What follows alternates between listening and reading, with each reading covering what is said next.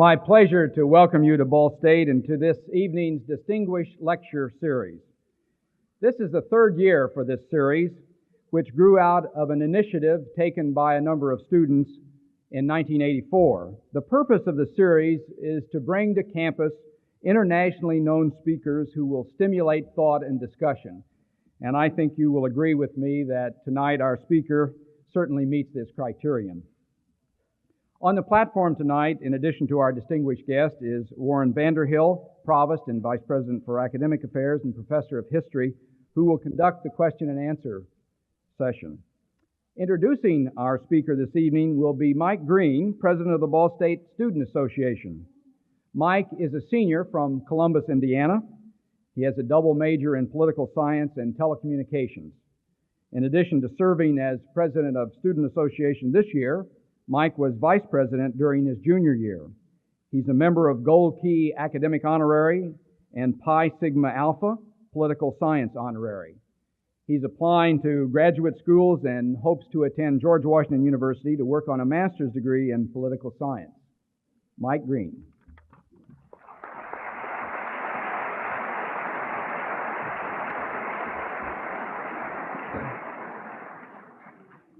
Thank you. I would also like to take the opportunity to welcome everyone tonight. Tonight we are indeed honored by the presence of a truly great American leader, a man of peace and great faith, a man who truly understands the role this nation should play as leader of the free world. Of course, I'm speaking of the man on my right, President Jimmy Carter. James Earl Carter Jr. was born on October 1st, 1924 in the small farming community of Plains, Georgia. His father, James Earl Carter Sr., was a farmer. His mother, Lillian, a nurse. He was educated in the Plains public school system and attended Georgia Southwest College and the Georgia Institute of Technology. He received a Bachelor's of Science degree from the United States Naval Academy in 1946. He later did graduate work in nuclear physics at Union College. During his naval career, he rose to the rank of lieutenant senior grade and worked with Admiral Hyman Rickover in the development of the nuclear submarine program. When his father died in 1953, he resigned his commission and returned to Plains.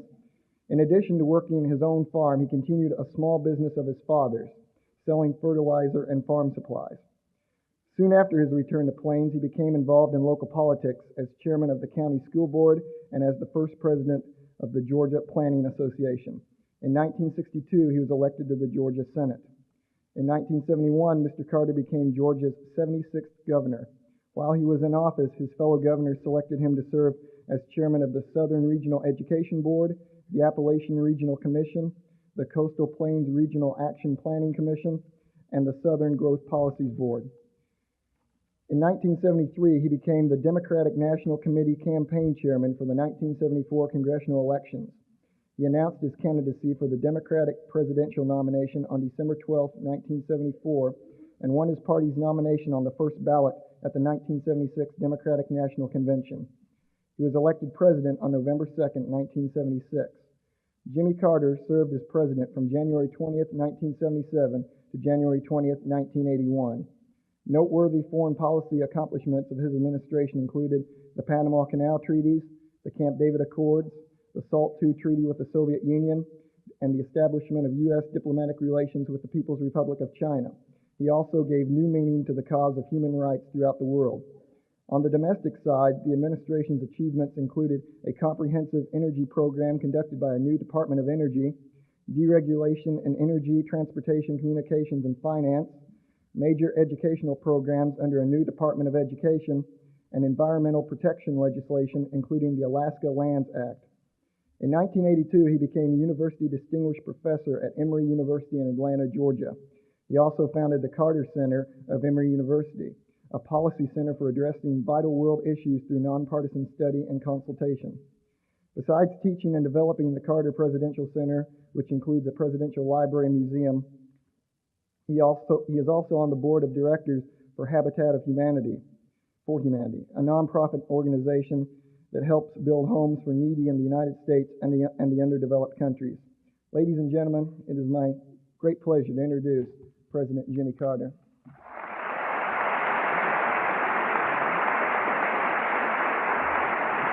Thank you. Thank you.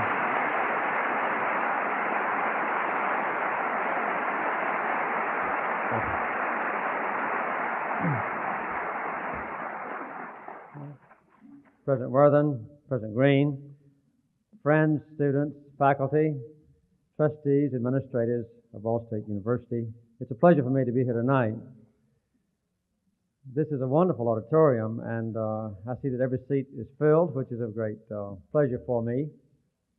Sometimes when you have been in politics and are now out, you don't know what the reception you might anticipate. And particularly troublesome to a former politician is the introductions. This tonight was very beautiful that Mike Green gave me, but it's not always that way.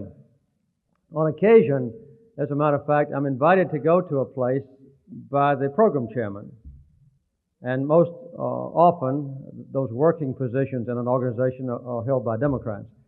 But then I get there, and with a lot of television cameras around and a lot of news reporters there, the president of the organization, quite often a Republican, decides, I think I'll introduce this man and get my picture in the paper tomorrow. And those Republican introductions are not nearly so favorable as I would like. When that happens, my only response is, ladies and gentlemen, of all the introductions I've ever had in my life, that is the most recent. Well, sometimes, as was the case with Mike's introduction, I get, nothing but nice things that I don't really always deserve. This occurred to me not long ago. I'm not a good storyteller. When I first began running for president, a lot of people said, gee, this guy from Georgia, a governor from Georgia, from a racist South, he'll never do anything in politics, but at least he's from the South. The Southerners can always tell good stories. Well, they had to wait till my successor came along to get a good storyteller in the White House, but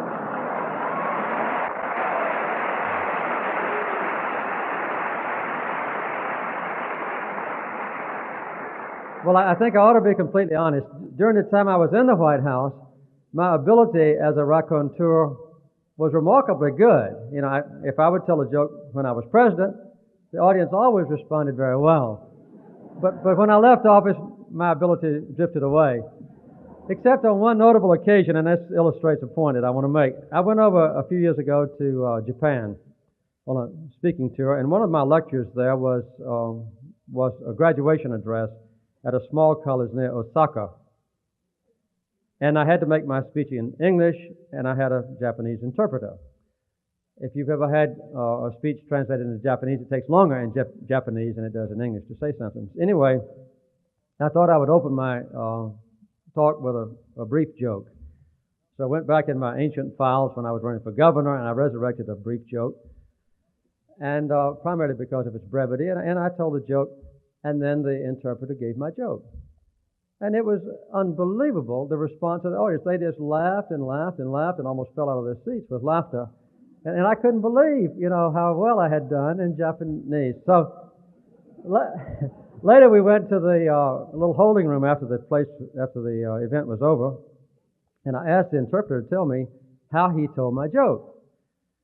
And he was very evasive. He wouldn't answer my question. I insisted that you got to tell me how you told this joke because it went over better in Japanese than I've ever done it in English, and I want to know what the trick is. And he finally said, I hate to admit this, but I told the audience, President Carter told a funny story. Everybody laughed.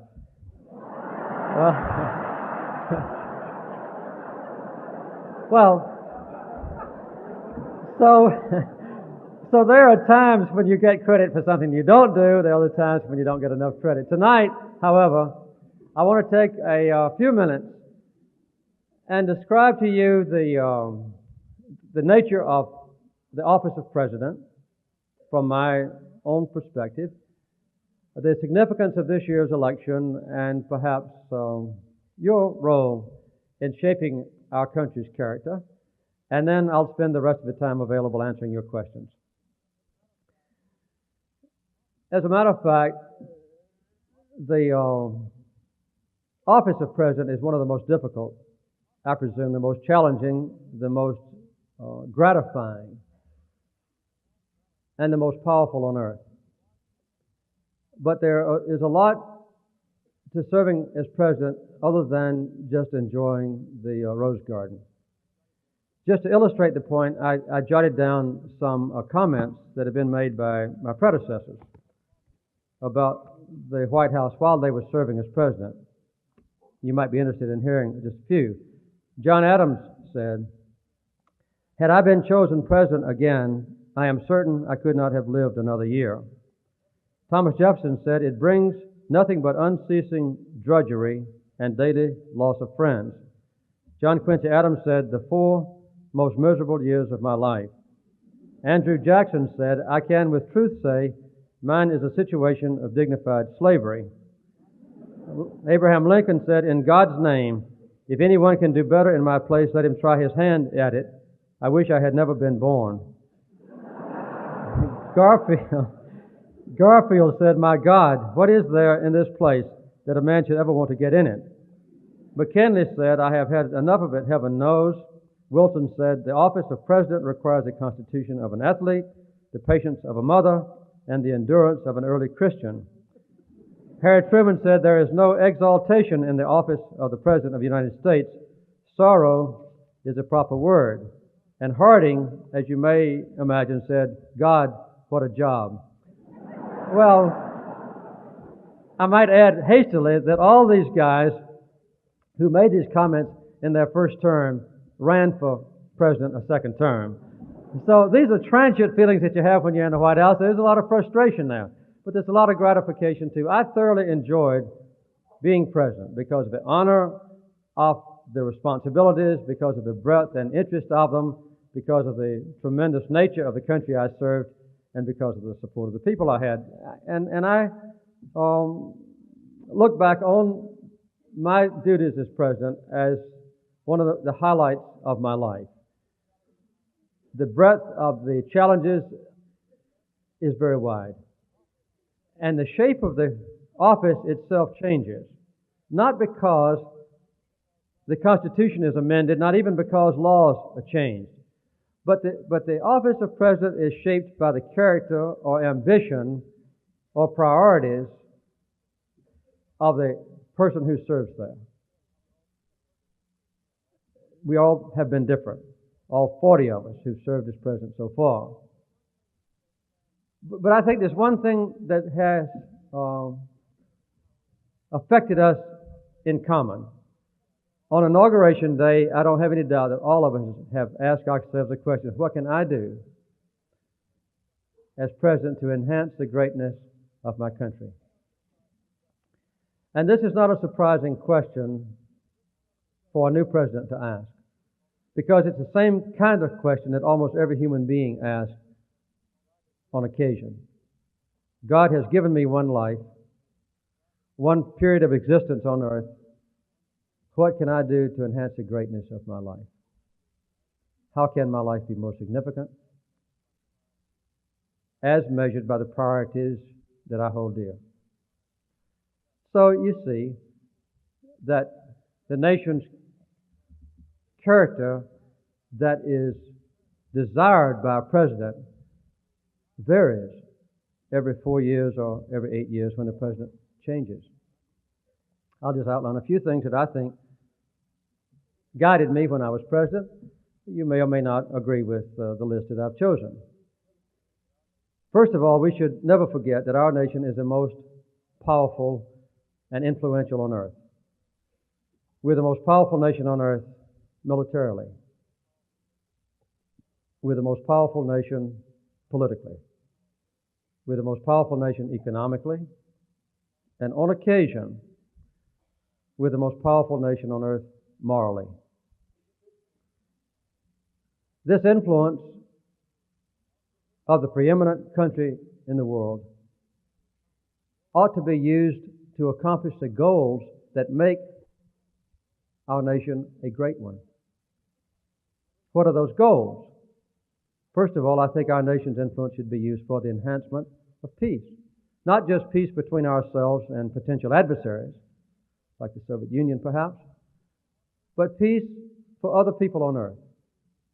When our country adds its weight to any peace process, in a consistent and enthusiastic and well-advised way, that is the major factor that might bring an end to hatred and to bloodshed. There are always these opportunities. Most presidents, and certainly including me and my predecessors, have used negotiation and diplomacy almost constantly to try to deal with trouble spots on earth. Sometimes these troubled spots didn't directly affect the security of our country. Sometimes they did. I don't think, for instance, that there'll ever be an outbreak of hostility between us and the Soviet Union because the Soviets and the Warsaw Pact nations invade Western Europe. There are many reasons why this is an illogical prospect. But I have always felt, before, during, and since I've been president, that the most likely flashpoint, you might say, for an international conflict of a global nature is in the Middle East. Because we have deep allegiance to Israel, the Soviet Union has deep allegiance to Syria and others, and we can't control the policies or the actions of the Israeli government. And neither can the Soviets control the policy or actions of President Hafiz al-Assad in Damascus. And if those two countries endanger the existence of the other, we might very well have a confrontation between us and the Soviet Union. This almost happened in 1973, as you may remember, when our entire nuclear and conventional forces on a worldwide basis were placed on alert. So the Middle East is an area where our country's influence should be used constantly and persistently to bring about a peaceful resolution of differences. We've now wasted 7 years with an almost total absence of peace initiatives in the Middle East. Only recently has Secretary Schultz been to the Middle East on a peace mission, and I admire him for it and have offered him my full support. But for the preceding period of time when many opportunities arose, our own nation's response was to send Marines into Lebanon and to have our battleships cruise up and down the coast and to shell the small villages in the mountain areas around Beirut. This damaged severely our nation's stature as a peace-loving nation and as a champion of the resolution of disputes. Central America is another example, nearer to home. For the last 6 or 7 years, the Contadora nations, democratic countries, leaders, and more recently those in Central America under the Arias Plan, evolved at a meeting in Guatemala, have offered an opportunity to resolve the war in Nicaragua in a peaceful fashion. Our nation, instead of being a party to the peace process, has been the main obstacle to the peace process. Our response has been to finance the Contra war in a vain attempt to overthrow the government of Nicaragua. In the process, I think we have helped to strengthen the prospects of communism in Central America. And we have alienated many of the people of Nicaragua who look on us as a major persecutor of or enemy of their country. But to add our tremendous influence in a peaceful fashion could still bring rich dividends. And I hope that these two areas of concentrated peace effort will be adopted enthusiastically and maintained persistently without deviation by the next occupant of the White House, whether it's George Bush or a Democratic president. So peace is a worthy goal for a great nation. The relationship between us and the Soviet Union, including arms control, is another tremendous opportunity for our country and one that exhibits the greatness of our country. I concluded the Sawtooth Treaty after 6 years of negotiation, implemented originally by President Nixon and Ford, who followed in the footsteps of their predecessors, Democratic and Republican. There is a remarkable new leader in the Soviet Union, Mikhail Gorbachev. no one yet is able to assess accurately the degree of his sincerity. But he offers opportunity for progress in relations between the superpowers that are very promising.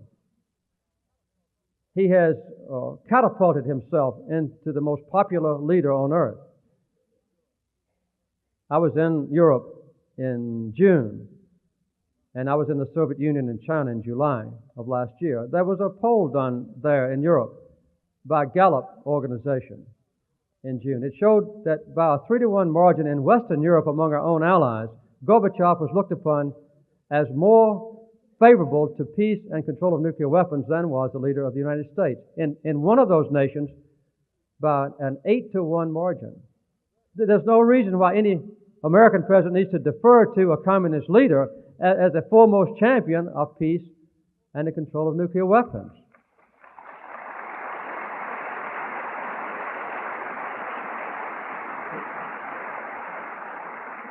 The world is hungry for a clear and undoubted commitment of our country to achieve those goals.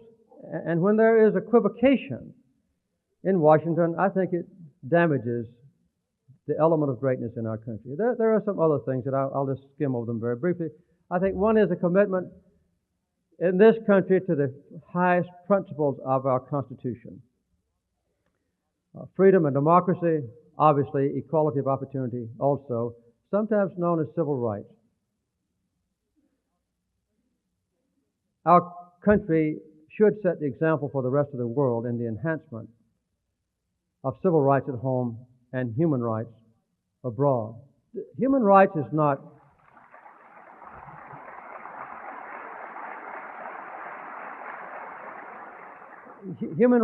just a phrase like apple pie or motherhood or the 4th of July. Human rights is an incisive cutting edge like a razor that among oppressed people is the most important element of existence. When there is not a championing of human rights by our country, there is none on earth. What the oppressed people fear most is silence from Washington. And what the oppressors want most is silence from Washington. So the commitment to human rights is something that ought to exemplify our nation and its government at all times. The most vivid promoter of or exemplar of a commitment to human rights, in my opinion, was Harry Truman, who applied the basic principles of that commitment even to our adversaries following the Second World War. And I hope that the next president will very soon be known on a worldwide basis as the foremost champion of human rights. Well, there are other commitments. We need to be concerned about the quality of life of our own people and those around the world. There are environmental questions that cause many people great concern. The destruction of the ozone layer, the buildup of CO2 in the atmosphere, the decimation of rainforests, the obliteration of many species of life, both plant and animal, the erosion of land, the pollution of water and air. And there are other aspects of environmental quality that are important. Whether a person has a place to sleep, or health care, or food to eat, or even an opportunity to be educated. But a great nation ought to be concerned about these things, not only among our own people, but throughout the world. Because with just a little expenditure of our tremendous wealth, we could transform the quality of life of others. And in the process, it wouldn't be a net sacrifice for us. It would bring back dividends that would far exceed any monetary sacrifice or contributions that we've made to these goals. Well, we've got to keep our strength. We need a strong defense. My professional background is in the military. As Mike pointed out, I went to the Naval Academy. I was a submarine officer. I was a nuclear submarine officer. And when I was president, I was deeply committed to work closely with the Joint Chiefs of Staff, the Secretary of Defense, other specialists in the field, and also to work with Democratic and Republican leaders in the House and Senate interested in defense. And we had a very steady and predictable growth in the defense establishment while I was in office. When we needed a new weapon system, I required the Pentagon to eliminate old weapon systems of an equal cost. And we put together budgets that were presented to the Congress, and the Congress never modified my defense budgets more than 0.5%. We need to maintain that commitment because the American people can't forego having strong military forces. But those military forces ought not to be used to be injected into the internal affairs of other nations. They should be used to assure the world that here is a nation of greatness committed to the maintenance of peace, and that's the sole purpose of the military forces.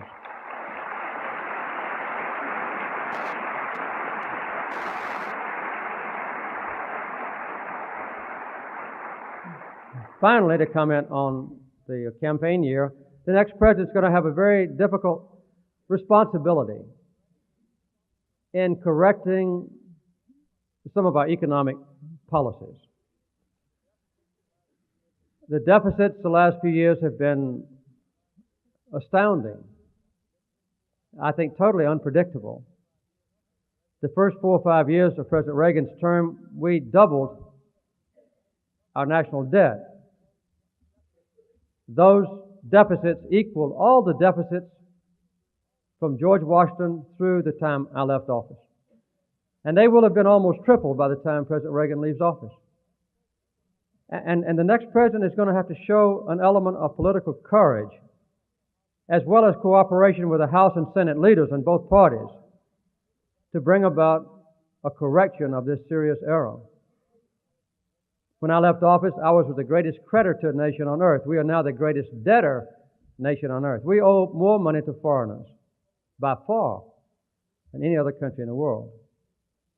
These kinds of things are going to plague us for a long time. I remember when I was a young state senator, Lyndon Johnson struggled one year not to present the Congress with a budget that totaled $100 billion.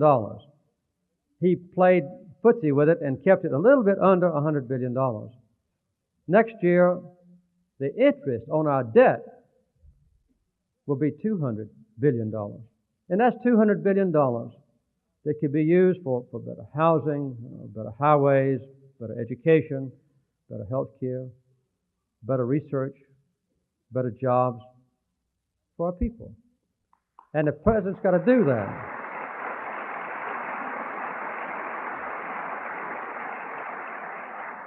Well, now we're in the process, as you well know, of choosing the next president. He's going to have to deal with these questions and others that he emphasizes as being at the top of his priority list. I don't know who it will be yet, obviously. I've been asked to comment on Super Tuesday, which, as you may have noticed, took place yesterday. And it's obvious to me now that George Bush will be the Democratic nomination, barring some political miracle that might let Bob Dole come back. But I think that that Bush will be the nominee of the Republican Party. And I haven't lost any sleep last night about that prospect. I don't think that George Bush will overwhelm the Democrats with charisma, starting off. And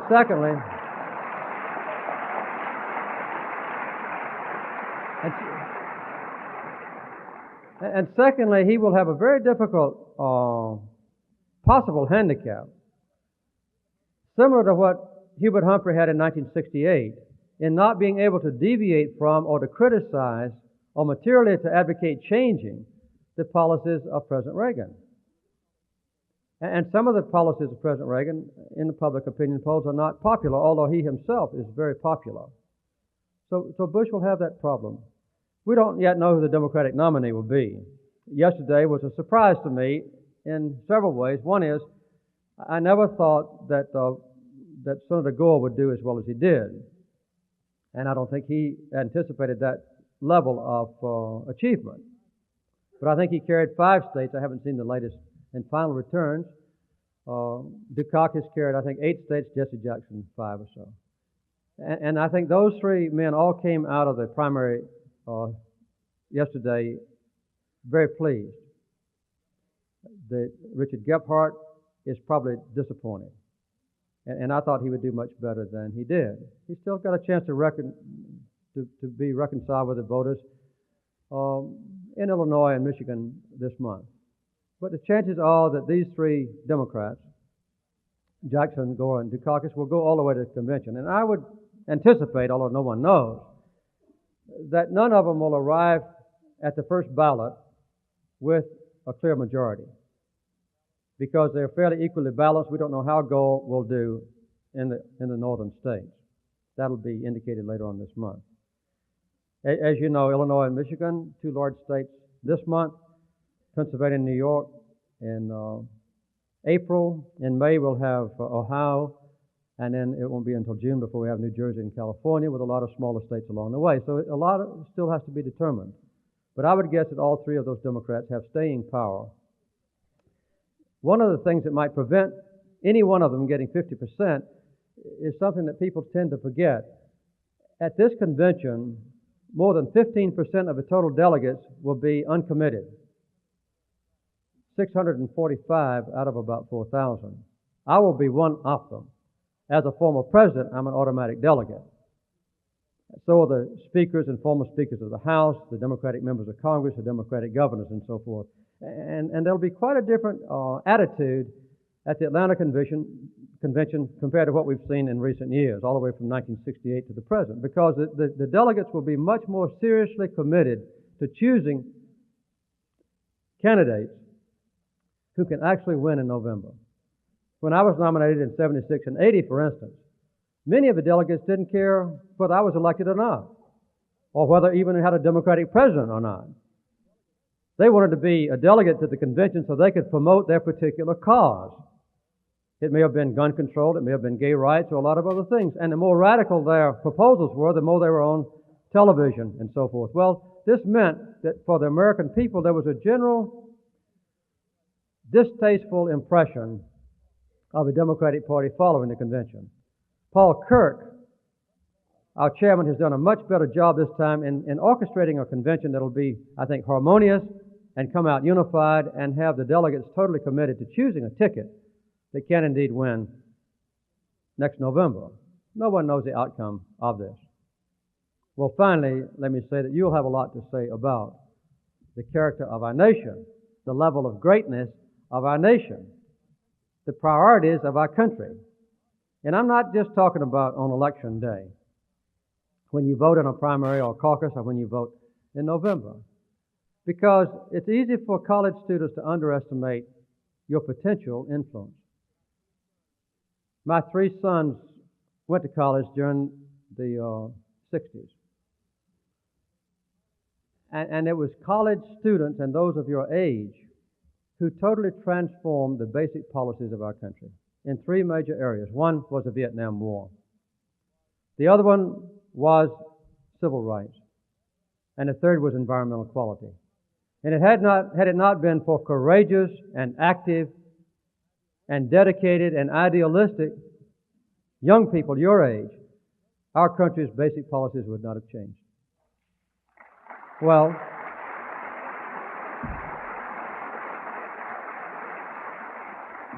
you still have that opportunity.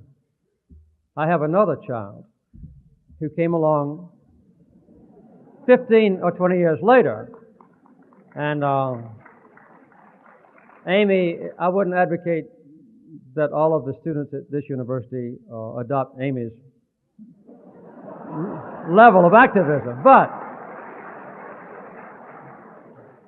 But Amy is devoting a major portion of her life to making sure that apartheid is eliminated in South Africa and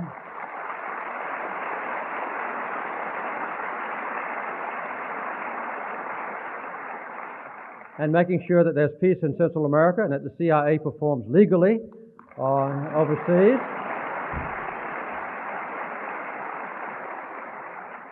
And although I often wish that Amy would stay in the classroom, take care of her lessons, be an all-A student, and graduate on time, that's not Amy's choice of life, but of course we're still proud of her. But the point I'm making is that you have a great potential impact on the level of greatness of our country. It's not just presidents who determine what kind of country we have.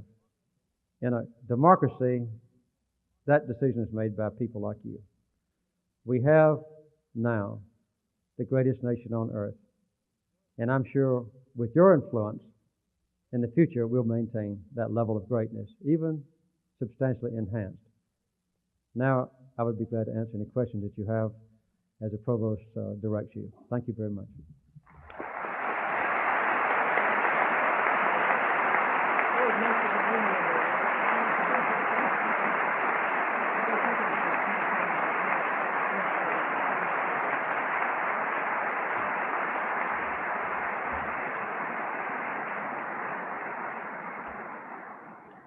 Thank you very much, President Carter, for, among other things, reminding us of what we can be as a nation.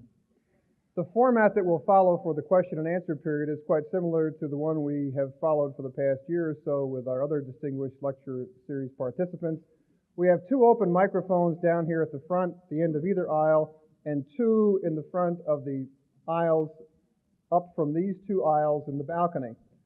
President Carter has graciously consented to conduct the question and answer session by himself. He's quite skillful at this, as President Worthen's daughter has told me, since she's a senior at Emory University and has participated in lectures and question and answer sessions, which he has done at that university.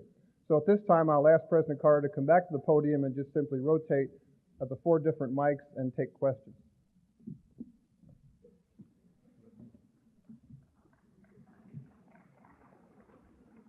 President Carter, for being here this evening. Really appreciate your presence. One of your actions in office that I'll always agree with, respect, and indeed praise is the work you did on the Camp David Accord. In regards to that, I have 3 points I'd like for you to expound upon. Please let us in on what specific events, conversations, personal observations motivated your personal involvement. 2, what would you have done differently? And 3, if you were president today, what would you do to continue and to expand the Camp David Accord? All right. First of all, the reason that I got involved in the Camp David Accords and originally in the Mideast peace process was because I felt then and now, as I said in my talk, that the most likely place of conflagration, of confrontation between us and the Soviet Union is in the Middle East. And I had seen this historically threatened in the past. It's also an area of extreme complexity that requires a lot of political courage to deal with it, in that when you start talking about Palestinian rights or Palestinian homeland or self-determination for Palestinians, that is politically explosive language in this country. And someone had to do it, and I chose to be that someone. And it was because of those kinds of statements, along with our commitment to Israel and Israel's security and permanent peace, that let both sides in the Camp David Accords trust me as an honest mediator. I had a very intimate relationship with Sadat. He trusted me perhaps too much. At Camp David, I would say that Prime Minister Begin didn't trust me quite enough. But after 13 days, we were successful in hammering out an agreement between them. And the last 10 days of that negotiation, Sadat and Begin never saw each other because they were so totally incompatible that when they were in the same room, there was no way to make any progress. So I went from one to the other and negotiated for the last 10 days. But the Camp David Accords spell out principles that I think are unavoidable as a basis for future progress in peace. The Camp David Accords reconfirm the statement in the United Nations Resolution 242, summarized by exchanging territory for peace. This was adopted by Begin reluctantly. It was confirmed when the Knesset, or the Parliament of Israel, adopted Camp David. 242 is a part of the Camp David text. Presently, Prime Minister Shamir and some of his chief associates, Sharon, Aarons, and others, reject any possibility of giving up territory in the occupied area in West Bank or Gaza. And I think this is a handicap or an obstacle that will have to be overcome. What mistakes did I make at Camp David? I think that if I had been more attentive and had kept King Hussein informed about the reasons for going to Camp David, the principles that we were discussing, and then perhaps even giving him secret briefings while the negotiations were ongoing, we could have come out better. Obviously, it was impossible then for him to come to Camp David. He would not have done that, but I could have kept him more thoroughly briefed. What should be done now? I don't see any alternative now in the Middle East except to go to an international peace conference under the sponsorship of the United Nations with a plenum group comprising the 5 permanent members of the UN Security Council. This plenum group could convene the session, let all of the parties to the disputes give their best case to a worldwide audience, and then adjourn into bilateral discussions between Israel and her neighbors, Israel in Lebanon, Israel in Syria, Israel in Jordan, with perhaps there being the best place for the Palestinians to participate. There are no remaining issues between Israel and Egypt. And then if there's a deadlock in those direct negotiations, they could refer back to the plenum group, maybe for assistance or for advice. The plenum group could also do 2 other things to summarize very briefly a complicated issue. One is they could guarantee that any agreements reached would be carried out with use of UN troops and that sort of thing. And they could help to finance the cost of an agreement, which would be substantial. I wouldn't expect the United States and Great Britain, France, and China and the Soviet Union to pay the whole cost, but they could pay part of it and call on rich countries like Japan and Saudi Arabia to pay other costs. That's the only alternative I see. There are some very tricky things here. I've told you earlier, I was talking to Gorbachev and Soviet leaders last July, and to the Chinese as well, Deng Xiaoping and Zhao Ziyang, and I asked them if they would be willing to recognize Israel diplomatically at the initiation of a peace conference, and they replied in the affirmative. They didn't make any firm pledge to me, but they said that would be a logical assumption. So that's one of the obstacles. The other one, and I don't want to finesse it because it's important, is what would the Palestinian delegation be like? I envision, based on some commitments that I have, that the Palestinian delegation would be chosen by the PLO, but would not consist of PLO leaders. There are even a few professors who teach in this country who would be acceptable to the PLO leadership to represent the Palestinians in the negotiation. So that's, in very quick outline, an answer to your 3 questions about a very complicated subject. I don't look upon this prospect as hopeless.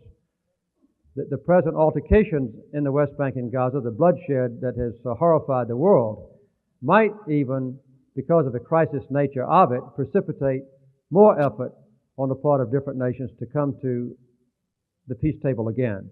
It's 7 years overdue. As I said earlier, I'm very eager to help in any way I can in a limited fashion if called upon by Secretary Schultz or others. Thank you for your question, and now we'll go here. You spoke about your daughter Amy's concern for South Africa. Yes. The situation in South Africa has changed dramatically since you were in office. Recently, President Reagan was asked if he would favor aid to freedom fighters working to change the government in South Africa. I think most of us remember President Reagan's answer was a misstatement. He spoke about the conflict as a tribal and not a racial conflict. How would you answer that question that he was asked about U.S. aid to freedom fighters in South Africa? And what policies toward South Africa would you hope the next president to pursue? As you know, there's been a constant altercation between President Reagan and the Congress since he's been in office about what to do about South Africa. And President Reagan has basically cast his lot with the white supremacy government in South Africa and with a genuine belief, I think, that cooperating with the Botha government and protecting them from any condemnation by the United Nations or any kind of trade embargo is the best way to end apartheid. obviously, I think that policy is erroneous and fallacious. When I was in office, we insisted upon an end to apartheid, free elections in South Africa, and a one-person, one-vote basis, which obviously horrified the white leaders of South Africa.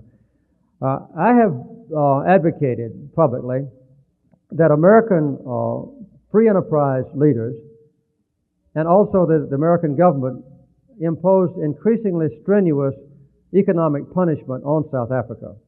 As you know, only this week, there was a United Nations vote to condemn South Africa and to impose some economic sanctions because they have prohibited now Bishop Tutu and others from making any public expression of criticism of apartheid as a policy.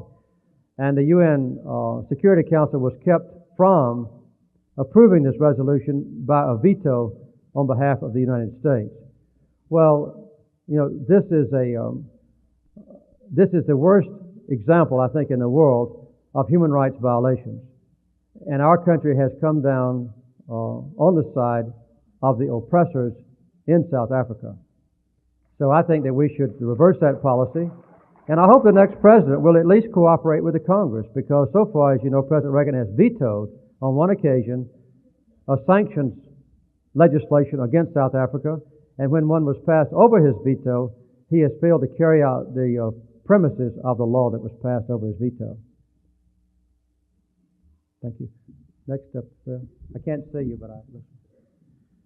Good evening. Please share with us your personal observations and feelings about Habitat for Humanity, and how would you suggest people get involved in this organization? One of the delightful things that Rosen and I do as volunteers, this is not associated with the Carter Center, is to participate in the Habitat for Humanity program. What it is, to be very brief, is that we build homes in partnership with poor people in need. There are 250 Habitat communities in this country, and we have Habitat projects in 25 foreign nations. In each case, volunteers, almost entirely from the United States, work with the families that are going to live in new homes, side by side, in building the simple but adequate, decent housing. The Bible says when you lend money to a poor person, you don't charge interest. So we don't charge any interest, and we don't charge any profit. Some of the materials are donated, and a lot of the work is donated. So this means that families who are not even financially able to qualify for government low-interest housing can have good homes which they themselves have helped to build. In the process, quite often, a family that has never had any success in life sees a home produced for themselves that they have helped to build. And in the process, they learn often how to pour concrete, how to lay bricks, how to put up a stud wall, how to erect roof trusses, how to hang sheetrock, how to put in plumbing fixtures, how to put in an electric system, and so forth. And often when Habitat moves on to another community, we leave behind us a core group of people who are able to do simple construction projects. We have these projects in quite a number of places. We've built more than 600 homes in Zaire. We've built just finished 160 homes at a 13,000-foot elevation in southern Peru on the shores of Lake Titicaca. We have 6 different projects in Nicaragua. We work side by side with the Nicaraguan people to build them homes. We have projects in many other countries as well. One of the exciting things about Habitat is that it's not charity. We don't give away anything. It's not a handout from rich Americans to poor people. We work side by side with the people that will live in the homes. And in some cases, they are required to put in 2,000 hours of work, they and their family members, on their own home and their neighbors' homes. In some cases, it's a few hundred hours. And then they have to make monthly payments when they move in the house. Quite often, to get a very nice house in this country that is worth maybe $20,000, their monthly payment's only $100. If you figure 20 years to pay back $20,000 with no interest and no profit, it amounts to that. So this is a very wonderful program. The money comes from private contributions. mostly from the Christian community in this country, but not exclusively. We have a lot of Jewish volunteers who work as well. And one thing that any of you can do is to volunteer to work in a habitat project. We now have a growing number of universities within which there are Habitat for Humanity chapters. At our church in Plains last Sunday, we had 2 large student groups, one from a university in Ohio and one from Duke University. And they come down to the international headquarters, just 10 miles from Plains, and they learn how to build houses, or they learn how to organize habitat chapters. Sometimes the students will volunteer to work an entire summer, building homes in partnership with poor people in need. So Habitat's a wonderful kind of project. It's a type of thing that any of you could do. It's exciting. Finally, let me say that now for the last 4 or 5 years, Rosen and I head up a group of volunteers, most of whom have never hit a nail with a hammer, never have turned on a power saw, and we spend a week every summer building homes. We've been to New York 2 summers, to Chicago. Last summer, by the way, we were in Charlotte, North Carolina. When we arrived in Charlotte, there were 14 empty concrete slabs poured on Monday morning, and Friday at noon, we moved in 14 families to brand new completed homes with carpets and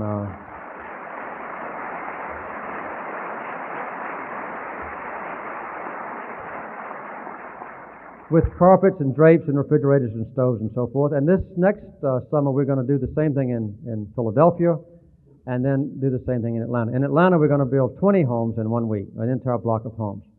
And so this is the kind of project that is exciting to us. We do it strictly as volunteers. It doesn't take much time. But I think it exemplifies the finest aspect of American citizenship. And it lets people who have a religious faith actually put their faith in operation and not just go to church and relate to people.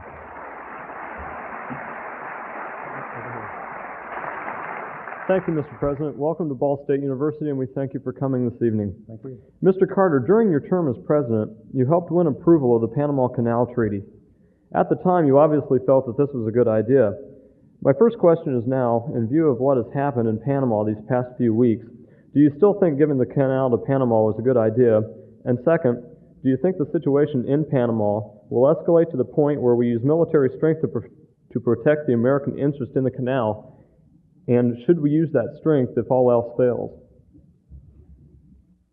As you may or may not know, the Panama Canal Treaty that existed since the early 1900s was signed in the middle of the night in the private home of Secretary of State Hay, along with a Frenchman who had not been to Panama in 18 years. No Panamanian was involved at all in the treaty negotiations or the text.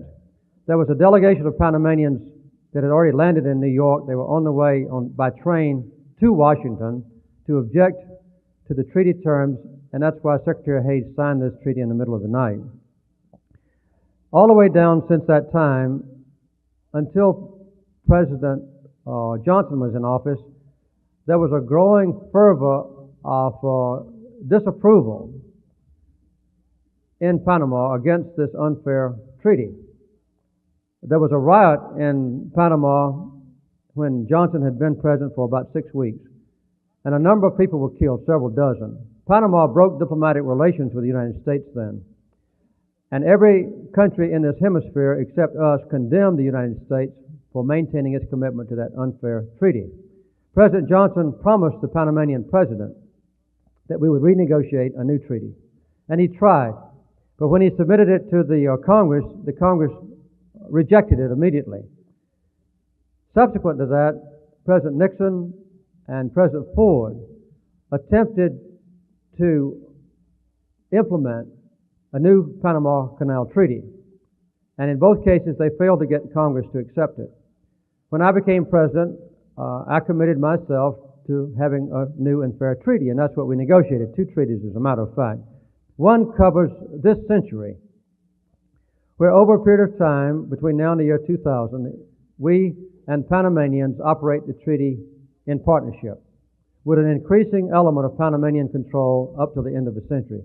In the 21st century, beginning in the year 2000, we have the right to defend the canal against any exterior threat and to go to the head of the line in using the canal whenever it's necessary for us to defend American interests. And this is approved by us and the Panamanians. The Senate of the United States ratified the treaty by 68 votes. It was one of the most courageous things that the Congress has ever done. I think at this time, we should keep the Panama Canal issue totally removed from the political situation in Panama. I negotiated the treaty, and it was ratified under a very enlightened leader, Omar Torrijos, who was committed to carrying Panama on to a democracy. And he did the best he could until he had an untimely death, I think the first year after I was out of the White House. Some accusations have been made that Noriega, the present dictator, was instrumental in Torrijos' death. Nobody knows about that, and I'm not alleging that now. General Noriega is, I think, a disgrace to his country. He is an oppressor. He is a thief. He's a criminal. He's been involved since he's been the head of Panama's government in massive handling of drugs, according to the evidence presented in court. And I'm ashamed to admit that part of this drug dealing was done with the knowledge of our government. It was only after Noriega quit supporting the Contra War that a decision was made to reveal Noriega's involvement in the drug traffic. Now I think we should do everything we can to force Noriega out of office. There are two or three constraints that I would recommend, however, and I have recommended these to the State Department, to the Defense Department, and to the White House. One is that we should not involve the Panama Canal in this political confrontation between us and Panama. We should honor our commitments to the treaty terms and not violate our nation's word of honor. Secondly, as we punish Noriega in order to force his removal from office, we should minimize the injury to Panamanian people themselves. And we should think, thirdly, about the long-term relationships between us and Panama. I think that is a very important consideration. So within those bounds, I think we ought to do everything we can to get rid of Noriega, who is a disgrace to his own country and to the civilized world.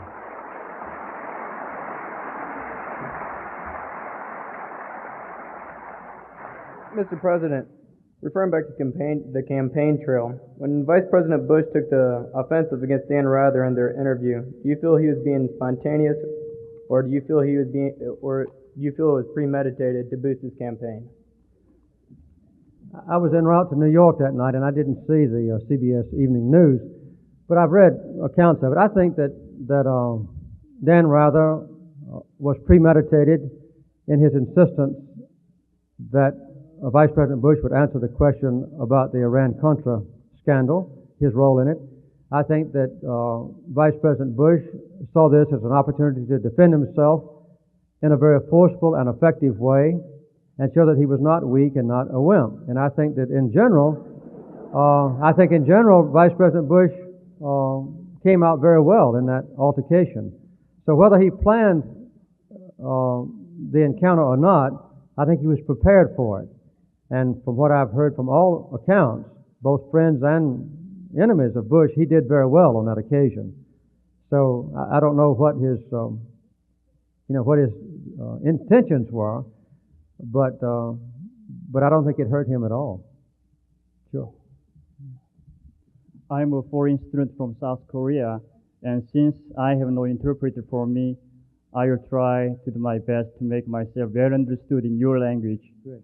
And once a booking agent of a lecture firm said, we are in favor of freedom of speech, but we are against the free speech. But whether we believe him or not, I believe the honorarium the Ball State is paying for tonight is the money very well spent, and I'm very glad for that. Thank you. And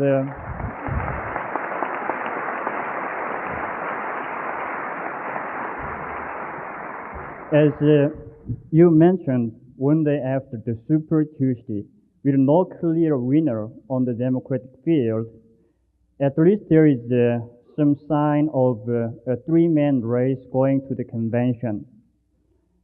And according to the U.S. News and World Report about 2 years ago, if I can remember correctly, you told that your original favorite is Senator Sam Nunn from Georgia, saying that without carrying the South, the Democrats mathematically will find it very difficult to win the White House.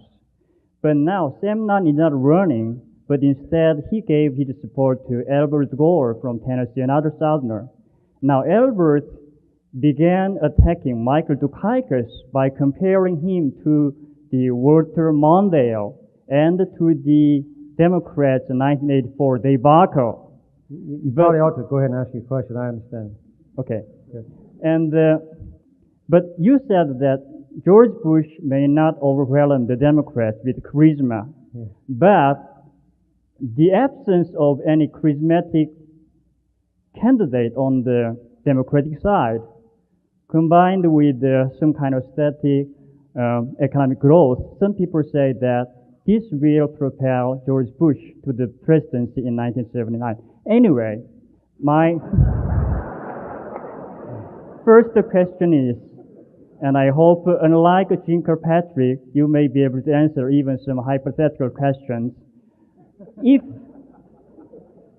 it is going to be a brokered convention as Senator Paul Simon sees it, and if you, as a senior statesman on the Democratic side, were asked to play any role in the negotiation among the candidates, what kind of ticket will you suggest as a winning one? And my second one is, do you think Jesse Jackson, who got nearly all the black votes and 10% of white votes, and among other things, the moral support of your daughter Amy,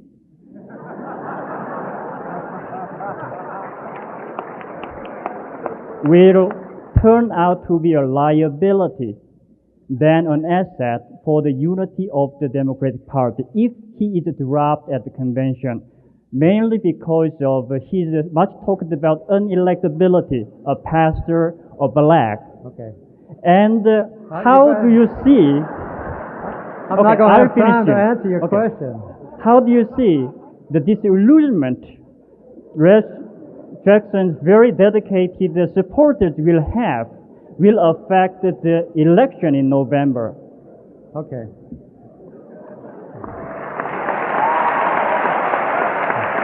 Thank you.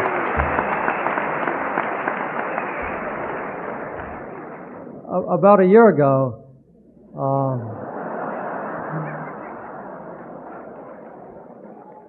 I made a public announcement that if Senator Sam Nunn from Georgia did run, that I would vote for him, but that I would not get out and campaign for him. And when Sam Nunn announced that he would not be a candidate, then I informed all the other candidates that I would not express a preference among them until the convention time. And I'm going to honor that commitment. I'm not going to indicate for whom I will give my support. Secondly, I think that it's not accurate to say that we have no charismatic Democratic candidates. And it may be that George Bush would develop an element of charisma that would be very significant. I'm not predicting that now. But I don't think anyone could claim that Jesse Jackson is not charismatic. I think he is certainly one of those who is. And one thing you have to remember is that after the turmoil and the confusion of a primary season is over, and one person is identified to be the nominee for president. It may be Gore, it may be Dukakis, it may be Jackson, I'm not saying now. That person will be automatically exalted in stature. They will have already proven they are able to overcome all Democrats in the nation in achieving at least a nomination. I don't think Jesse Jackson is a negative factor at all in the Democratic Party. Jackson in 1984, I think in many ways was a negative factor. He's a very wise and competent man, and if there has ever been a perfect campaign run in our country, in its history, I would say that it's been Jesse Jackson's campaign in 1988. With practically no money, he's utilized his limited access to the public to gain remarkable support. And I would guess that Jackson will go to the convention with a substantial number of delegates. I don't know the quantity, maybe 20 to 30%. Who knows? I don't know what will happen at the convention. My main motivation will be which two men, or perhaps including a woman, which two people representing the Democratic Party in November will be most likely to win.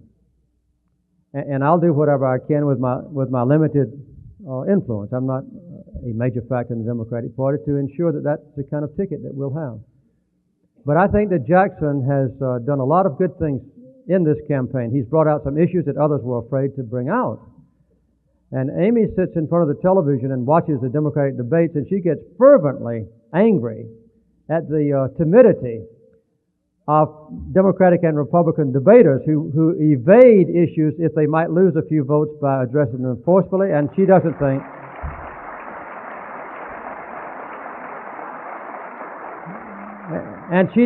that Jesse Jackson evades the issues. I think also Jesse Jackson has been responsible for the enormous increase in the number of blacks and other minority groups who have registered to vote. And as you say, he's shown an acceptance at least among 10% or so of the white voters. Well, if we come to the convention with a ticket, for instance, on which Jesse Jackson is not a participant, a likelihood, but I'm not predicting that, then I don't think there's any chance that Jesse Jackson would leave the Democratic convention in anger or encourage his supporters not to support the Democratic nominees if he should not get the nomination himself. So I see what Jesse Jackson is doing this year as very beneficial for the Democratic Party. One of the things that we often do not know, don't realize or forget, is that once people get registered to vote, they vote. In 1980, there was a very low turnout, for instance, among voters. But 80% of all the blacks who were registered to vote voted. 80%. And I think it's highly likely that not only in these primary contests now, but also in the general election, those who have been encouraged to register by Jackson's influence will come out and vote. And of course, most of them are very likely to vote Democratic. So I see him as a positive factor and not a negative factor this year. Thank you very much. Big questions. One more question? One more question. Take one up in the balcony. Okay, up here, the provost tells me I only have time for one more question. Yes? Thank you, President Carter. Your last year in office, you dealt with hostage negotiations with Iran. Yes. What were your thoughts about trading guns for hostages, and what action should be taken to obtain the release of hostages now being held in the Middle East? When the last year I was in the White House was the most unpleasant year of my life, because I not only had the normal duties of a president, but also because the American hostages were being held. I had two basic responsibilities then. One was to protect the interests of my country and to protect the integrity of my nation and to abide by the law. And the other one was to protect the lives of the hostages and their safety and bring them back to freedom. Ultimately, we did both. We never deviated from what was right and legal and proper and honest in representing our country's interests, and every single hostage came back safe and to freedom. This was a very difficult time when we explored every possibility of getting the hostages free. We never considered paying ransom. We never considered dealing with the Iranian kidnappers on the basis of reward by giving them weapons. We never had any of those thoughts in any serious fashion. As a matter of fact, shortly after the hostages were taken, the Ayatollah Khomeini made public statements that he was going to put the American hostages on trial. and those that were found guilty of being spies would be executed. I sent Khomeini a message directly through the Swiss embassy who was representing us, and also through the leaders personally in Great Britain, France, Germany, Italy, and Japan. I told Khomeini that if he put a single hostage on trial, that we would interrupt all commerce between Iran and the outside world. And if he injured or killed a hostage, that we would respond with military action against his country. He knew that we were not bluffing. We made this statement to him by unpublicized means. He never put a hostage on trial. He never hurt or killed a hostage. I think that there is no easy answer to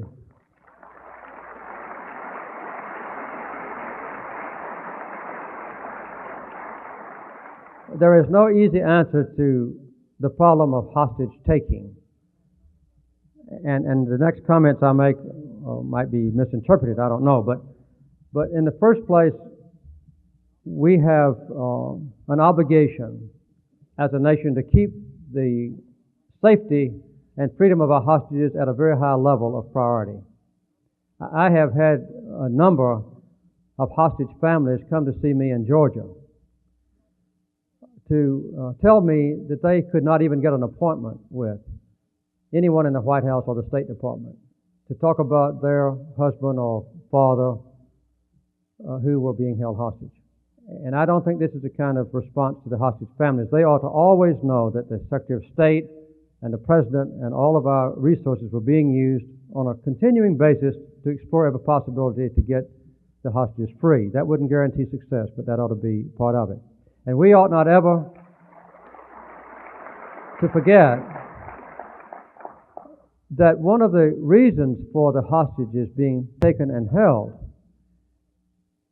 and I think one of them has been held now more than 1,000 days, more than 3 years, is the lack of progress toward peace in the Middle East. There's a general element of despair and alienation and hatred in the Middle East because no progress has been made toward peace in the last 7 years.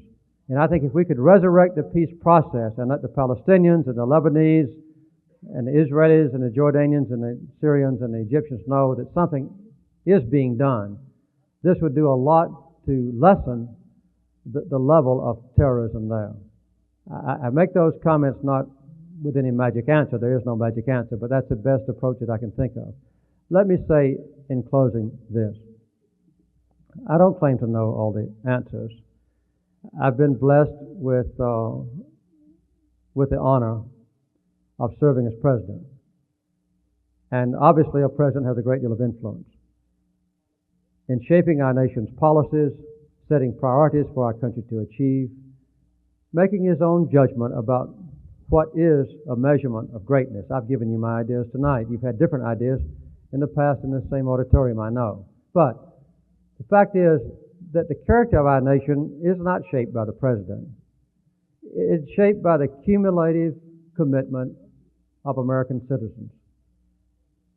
And as I said earlier, it would be a serious mistake to underestimate your own capabilities. I don't know what your goals in life might be. I don't know but just a few of you.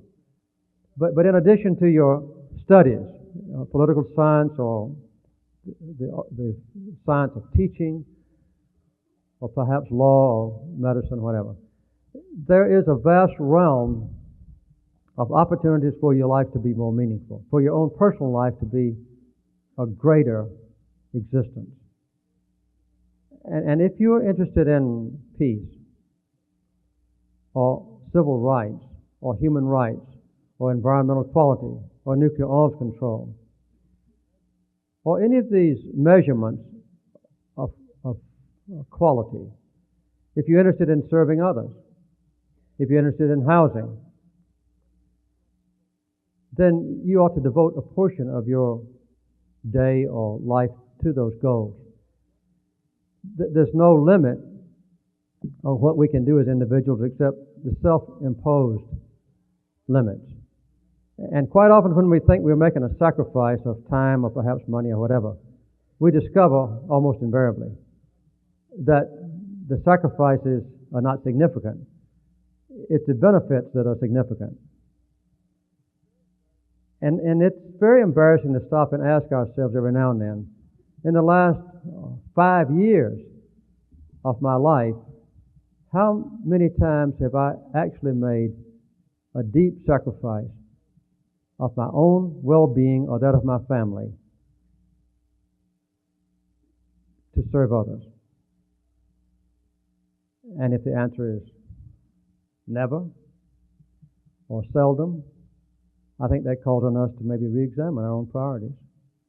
And that's what is so crucial about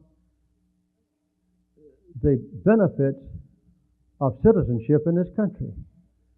We have the freedom not only to serve ourselves, but we have the ability and the influence and the education and awareness and the freedom to make our lives meaningful to others. But we could go day by day until we die and never confront the issue that I described to you about our nation. What can I do to make mine a better or a greater life? And my hope is that as Americans, your cumulative greatness will even further enhance the greatness of the most wonderful country on earth. Thank you.